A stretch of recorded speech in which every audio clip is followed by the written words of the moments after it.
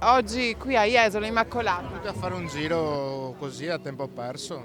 è la prima volta che venite a Jesolo. No, no, no. Siamo già stati un sacco di volte.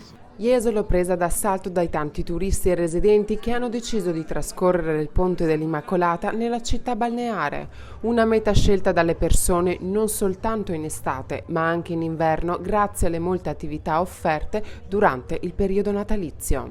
Ci sono tante cose, il trenino che collega Jesolo Paese a Jesolo Lido, uno se vuole si stanca, passa alla laterale, va a vedere il mare, trova tanto. Dove esattamente siete? Proprio Jesolo, Jesolo? No, Basilicata.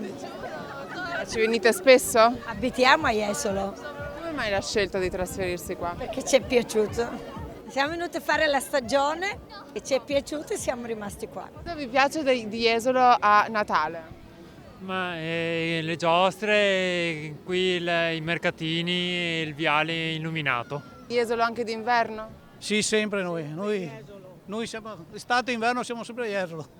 Come mai? Ci piace. Ci piace il mare. Siamo anche da vicino. Le folle dei visitatori nel centro storico lungo la via delle casette in legno e dei presepi sta sicuramente incentivando l'economia della città e aumenta così il lavoro per i tanti operatori. Quest'anno è la prima volta che abbiamo la casetta a Jesolo. Gli altri anni non c'eravamo, però siamo soddisfatti dell'afflusso e speriamo continui così.